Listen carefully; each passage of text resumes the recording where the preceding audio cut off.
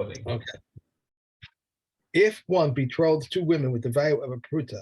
Stop. Okay. Zion. Oh, I'm looking at Vav over here. What do I do? Oh, okay. Sorry. Put the tissue in the wrong place.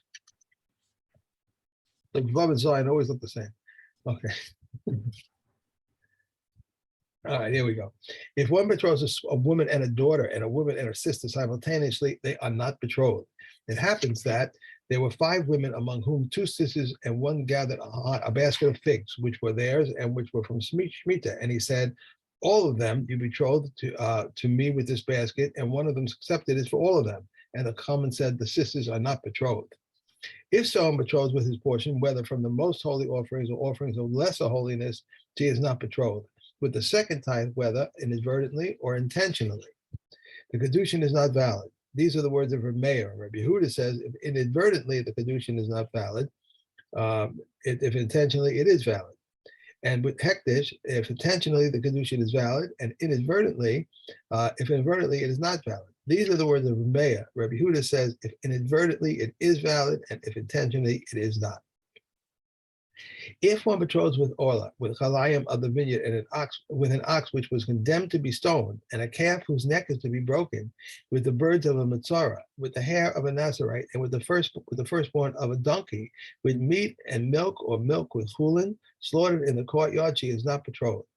If she sold them and betrothed with their payment, she is betrothed. Okay. Okay. The Mekadesh, the Chumos, the Masas, the Matanos. Okay, so here again we're trying to do a Kiddushin with something that lechatchila you're not allowed to do. You're not allowed to do a Kiddushin with. Or actually, I'm not even sure. Truma might actually be permitted lechatchila, because truma is the property of the kohen. He has to eat it the tahara, and he has to guard the Torah, and he's not allowed to give it to a non-kohen. But if this is going to be his wife, so she's going to be allowed to eat truma, right? So let's say he gives her a truma which is worth more than a pruta as kiddushin. Right. Okay. So that's fine. That lechora works because the truma is simply the kohen's property. It's not like hekdesh or anything. Okay. Right. Okay. Masros being Maser Rishon, which is given to a Levi, and that we know has no kedusha to it. So there's no issue at all for somebody to be mekadesh with Masros, with Maser Rishon, and also Maser Ani, which is given to an Ani. There's no kedusha to it, so therefore there's no issue there. Matanos. We said about Maser Sheni in the previous Mishna, so we've already dealt with that one. Okay, Matanos, that's the Zerah Lechaim and Keva, the parts of a chulin animal that are given as a gift to a Kohen. Okay, these are simply the property of the Kohen, they're still chulin. So there's no problem with using these as for a transaction. Over Meichatas, now this is where things get a little more complicated. Meichatas is the water that's used for a paraduma. Right. Okay. Now, this is it can't be that the actual water that is sanctified is being used for a kiddushin. Elamai. What we're talking about here is the schar that somebody charged for the effort of drawing the water for a meichatas. So the people wanted water for meichatas, but the river's like far away. So they say, okay, that we'll hire the guy to go and do it for us because it's a bother for everyone else, right? So he goes and he goes and draws the water for the meichatas, and he's allowed to charge for that. What you're not allowed to charge for is the actual thing, is for the actual sprinkling of the water, because that's a mitzvah.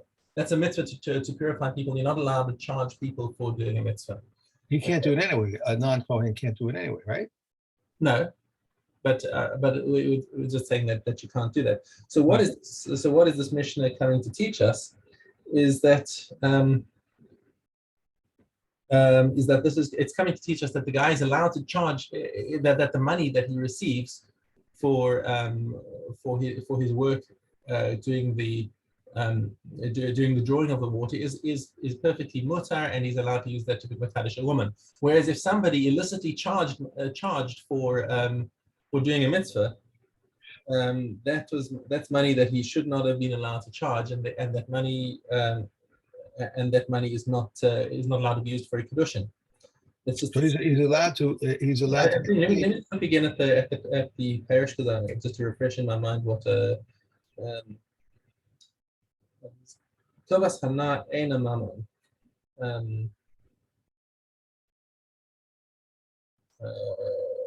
That's talking about the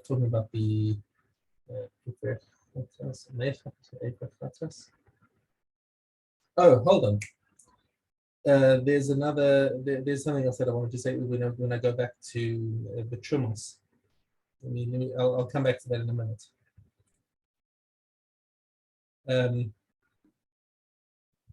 Mechatas, very close to Mechatas. So let's just go back to the Trumos, because that's the first thing that I'm seeing in Kahati over here. As he's dealing with Trumos, he says it's even if a Yisrael has Truma in his possession, he is allowed to use it for Kiddushin. So we're not just talking about a Kohen who's got Truma. Even Israel has got Truma in his possession.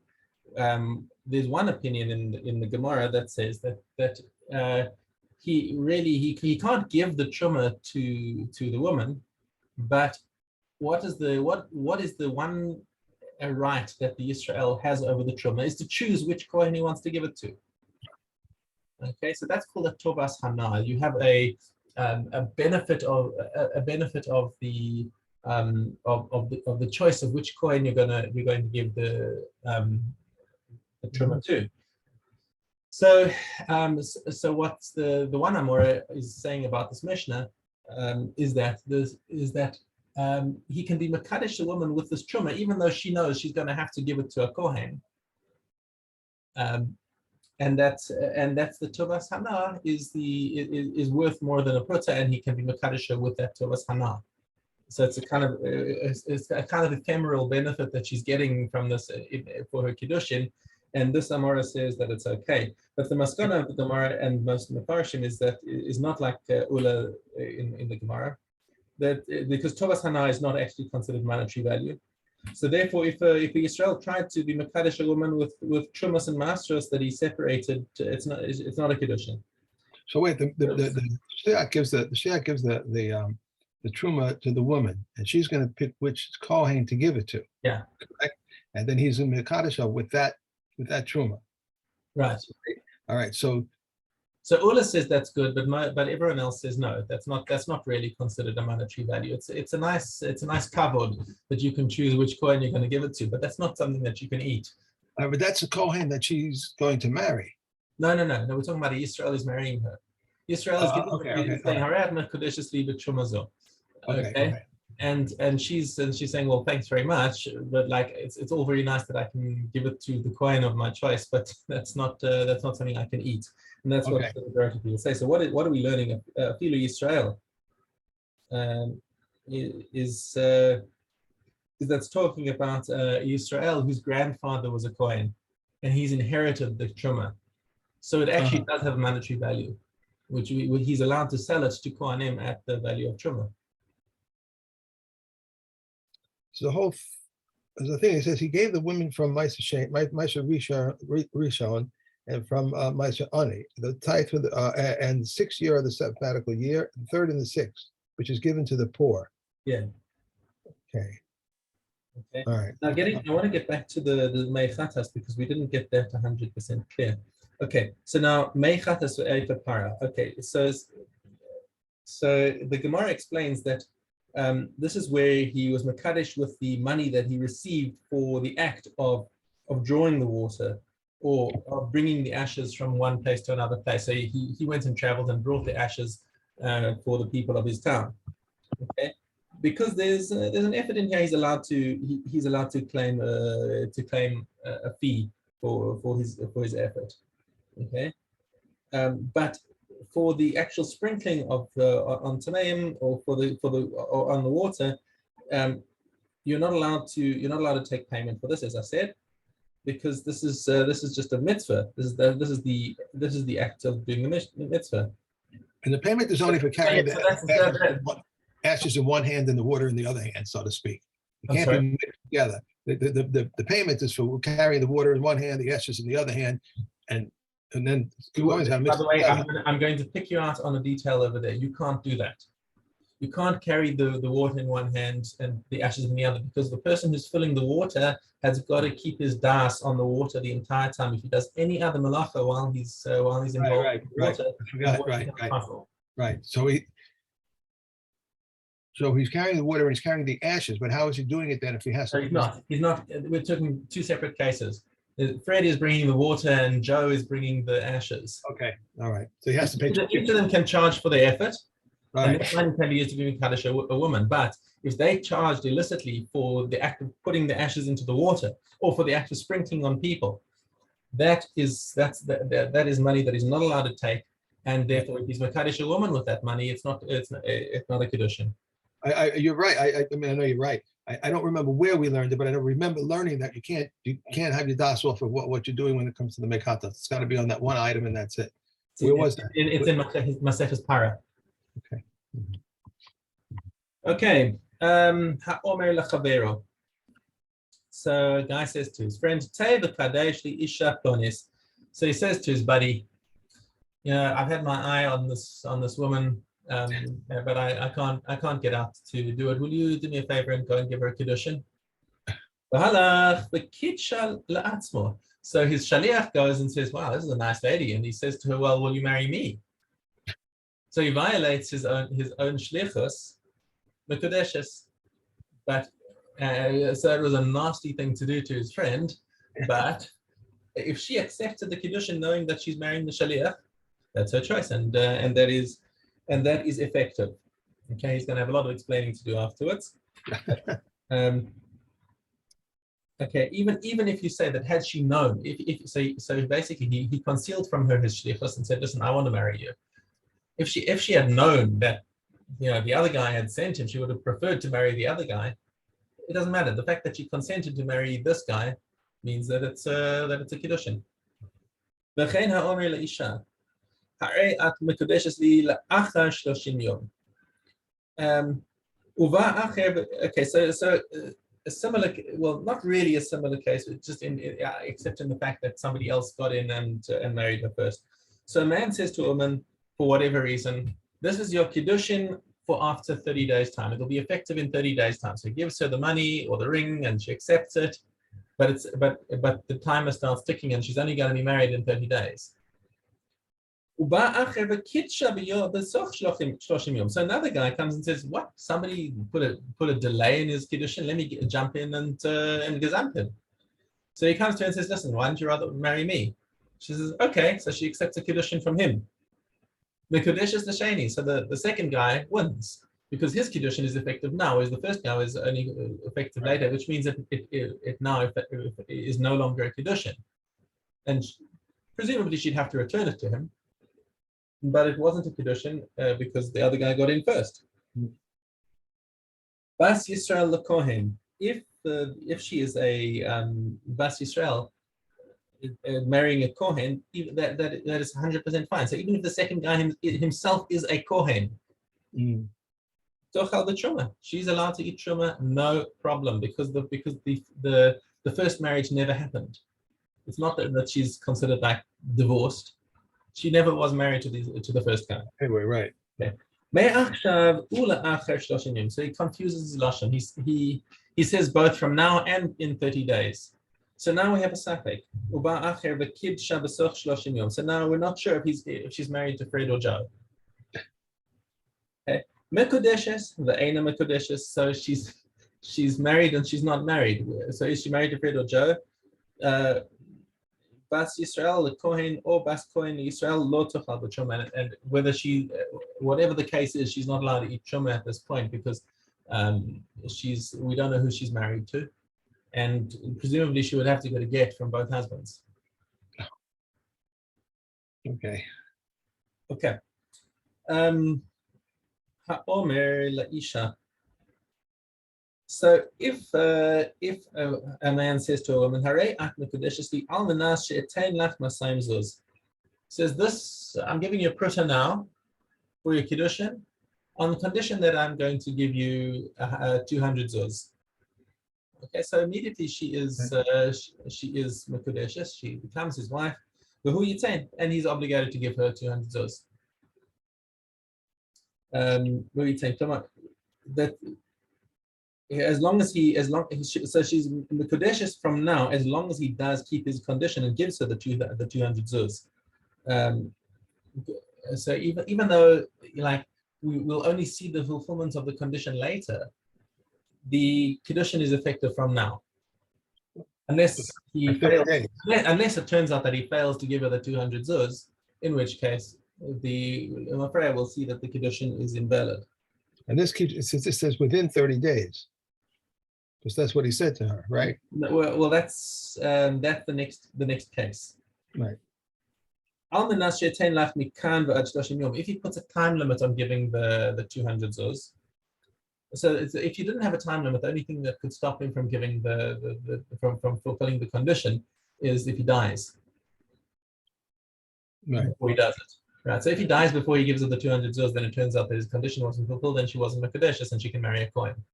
Oh, I mean, she would have been a widow anyway, I guess, but right. But the Kiddushin just wasn't effective. Okay. But if he says, if it's on condition that I'll give you the 200 zuz within 30 days, if he doesn't make the deadline, then the Kiddushin Lemafreya is gone. Mm-hmm.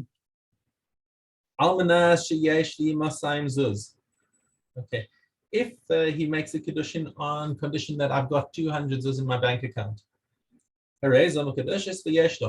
so then it's dependent on his Tanai. If he actually does have 200 zuz in his bank, then that's fine. So it's like one of these cases where he says al manas shani asher, al manas she whatever, all these conditions. So, okay, it's just another condition that he's putting on the Kiddushin. Al manas she'ar ech masayim zuz. If he says it in the words, he says on condition that I will show you 200 zuz. Hooray, zon Mekudeshes bayarela. So in this case, he actually he can't. He has to show her. He can't just bring witnesses to say that he has. He actually has to show her that he has the money in my possession. Okay. The imhera ala shulchan. But if he says, I was just kidding. When I said I was going to show you 200 zuz, well, take a look. Here's the money changer. He's got 200 zuz on his table. Look, I just showed you 200 zuz. Okay. Right. Sorry, mate. That's not what she was expecting. She wants to see the 200 zuz in your possession, not in somebody else's possession. Okay. All right. And that's it. Okay. Get in. Tesvav. That's well. In the case of two Gittin, whose texts are alongside each other, and two Hebrew witnesses extend from beneath this one to beneath this one, and two Greek witnesses extend from beneath this one to beneath this one, and that which the first witnesses read is valid. If one Hebrew witness and one Greek witnesses, one witness, one Greek Hebrew witness and one Greek witness extend from beneath this one and to beneath this one, they are both void. If one left over part of the get and wrote on it on the second column, and the witnesses are at the bottom, it's valid. If the witness is signed at the top of the page, on the side or at the back of the open get, is void. On the top of this one was attached to the top of this one, and the witnesses are in between, they are both void. If at the end of this one was attached to the end of that one, or this one, and the witnesses are in between, that which with the witnesses are read is valid. If the top of this one was attached to the bottom of this one, and the witnesses are in between, that which is witnesses are read at its end is valid.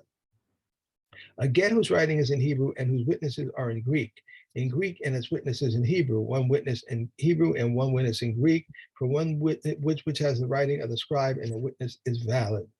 A signature which reads so-and-so, witness is valid. One which reads the son of so-and-so, witness is valid. If he wrote so-and-so, the son of so-and-so, and he did not write witness, it is valid. And this is what the pure-minded of Yerushalayim used to do. If he wrote his surname or her surname, it is valid. A get drawn up under coercion, if by Jew, it is valid, but by Gentile, it's void. But they beat him through his Gentiles who say, do as Do as the Jews say to you, and it is valid. Okay. Sota Cheskimo. Now we have two more and getting over here. Okay. So okay, Cheskimo. There are the ones who do not return. One who builds a gatehouse, a colonnade, a gallery, one who plants but 4 fruit trees, or 5 trees that do not bear fruit, one who takes back his divorced wife, a widow to a Kohen Gadol, a divorcee or kaluta to an ordinary Kohen, a mamzeris or a Nissanite to an Israelite, a mamzer or a Nissanite who marries the daughter of an Israelite, if he did not return. Or he did not return. Rabbi Huda says, one who rebuilds his house as it was before also does not return. Eliezer says, one who builds a house of bricks in the Sharon also does not return. And Hestalin. And these are the ones who do not stir from their place. One who built a house and dedicated it, one who planted a vineyard and redeemed it, one who married his betrothed, or one who married his brother's widow in Yibum. As it is said, he shall be free for his house for 1 year for his house. This refers to his house. He shall be, this is his vineyard, and he shall make happy his wife. This refers to his wife whom he has taken. This comes to include his brother's widow, but they do not provide water or food and do not repair the roads. And the officers shall continue to address the people, and they say, who is the man who is fearful and faint-hearted? Let him go and return to his house. Rabbi Akiva says, fearful and faint-hearted is meant literally that he has not the courage to stand in the battle formations and face the drawn sword. Rabbi Yossi Agili says, fearful and faint-hearted. This refers to one who is afraid because of the transgressions he has committed. For this reason, the Torah excused him for all of these, so that he may return because of them. Rabbi Yossi says, a widow to a Kohen Gadol, or a divorced woman or a kaluta to an ordinary Kohen, or a mamzeris or a Nissanite to an Israelite, or the daughter of an Israelite to a mamzer or a Nissanite, such a person is as one who is fearful and faint-hearted. Okay. And he shall be when the That's it, we're done. Yeah, that's it. we do 3. Yeah, because Okay. Subos. Yeah. Okay, Daled Yud. If he did not write for her, sons that you will have from me, they will inherit the money of your ketubah above what they share with their brothers. It is nevertheless liable. He is nevertheless liable, since it is a condition established by the court. If he did not write, daughters that you will have from me shall live in my house and be supported from my property until they are married. He is nevertheless liable, since it is a condition established by the court. If he did not write, you shall live in my house and be supported from my property all the days of the duration of your widowhood in my house. He is nevertheless liable, since it is a condition established by the court. In this manner, the people of Yerushalayim used to write, the people of Galil used to write like the people of Yerushalayim. The people of Judah used to write until the heirs wish to give you their ketubah, and therefore, if the heirs so desired, they may give her a ketubah and dismiss her. okay. Okay.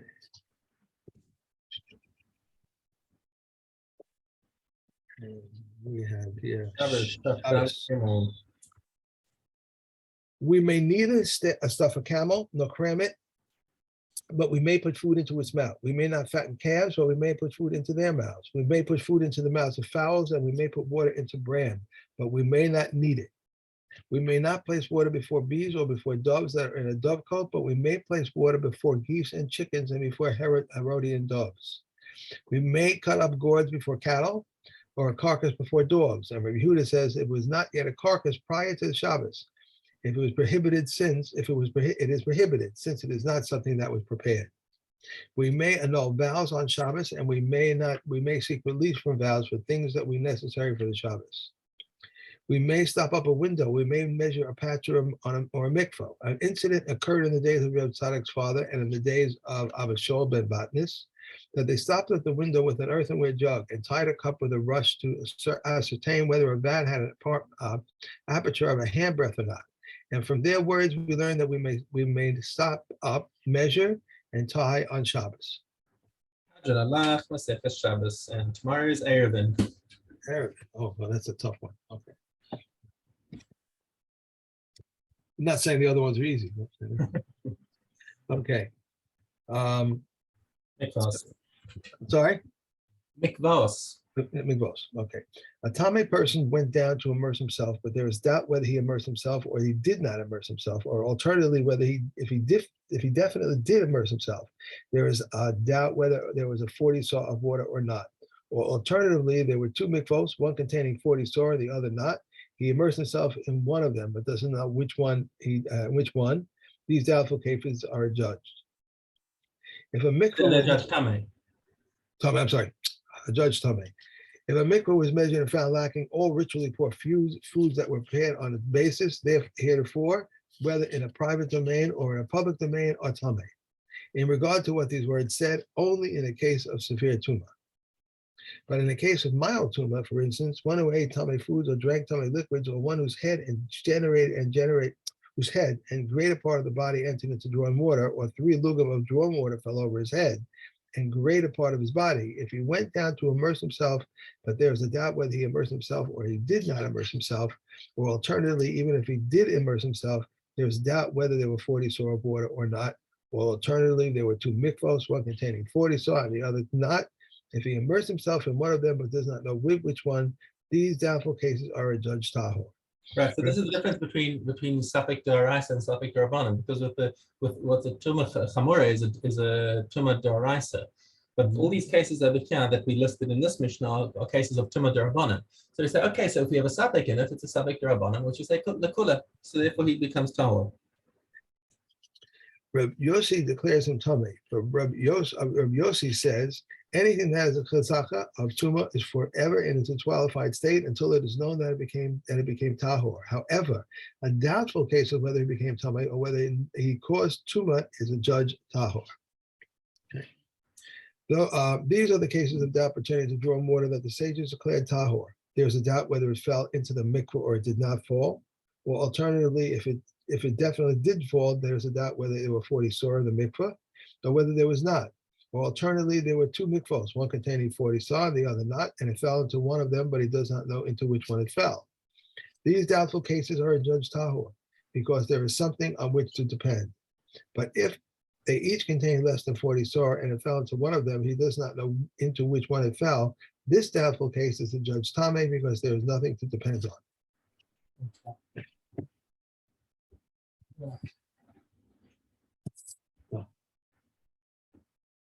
Fill in.